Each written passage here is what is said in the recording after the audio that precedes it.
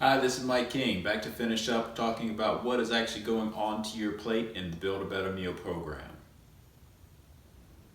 The next thing that's going to go onto your plate is going to be the protein. And so what you're going to look for with that is your serving size of protein should be about the palm of your hand. And if you're looking at meat such as beef, chicken, pork, the thickness should be about a deck of cards. So palm of your hand's about as thick as a deck of cards. Now we've got some good examples of some meats, eggs, and poultry on there. If you're a vegetarian, there's a lot of different options for you as well. So if you don't eat meats, there's beans, there's nuts, there's soy products, imitation meats made out of vegetables. So there's a lot of different options out there in order for vegetarians or vegans to get their protein on their plates as well. Last thing that goes onto your plate that I want to mention is dairy. And I haven't spent a whole lot of time on dairy. The reason for that is a lot of the adult population has difficulty digesting dairy.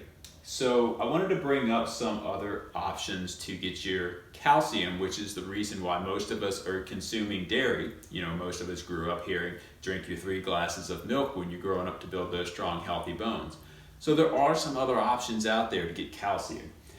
Kale, collards, broccoli, almonds, beans, lentils are all great sources for calcium.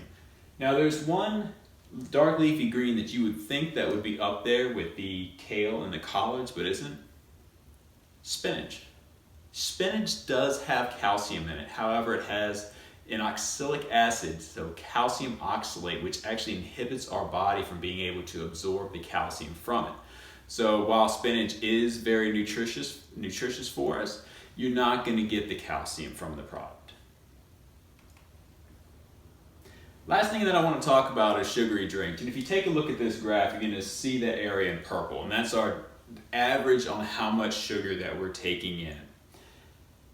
A lot of that sugar is coming from drinks. And it adds up really quickly. It's easy to go to coffee shop in the morning, get that latte, maybe have a glass of juice with breakfast, soda for lunch, or maybe a glass of beer or wine at the end of the day with dinner.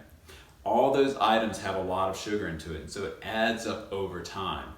So what you can try to do is start to replace some of that stuff with water here and there. You don't want to just switch from having those sugary drinks just over to water 100%, going from one to another, which would be a kind of an extreme change in your routine. You want to give your body and your mind time to adjust to these. What I mean by that is if you normally drink a soda for lunch, don't just switch over to water. Maybe get one of those smaller cans of soda and a bottle of water. Or maybe switch over to one of the carbonated drinks that has just a little bit of fruit juice added into it. So you're cutting down on the sugar, all the chemicals that are in the soft drink, and going to something that's going to help hydrate you a little bit more, but also have a lot less sugar. So thank you for tuning in to the Common Health Build a Better Meal program. We hope that you got some good information. If you have any questions or want to just reach out to us, feel free to contact us on our website, commonhealth.virginia.gov, and we'll be happy to help you.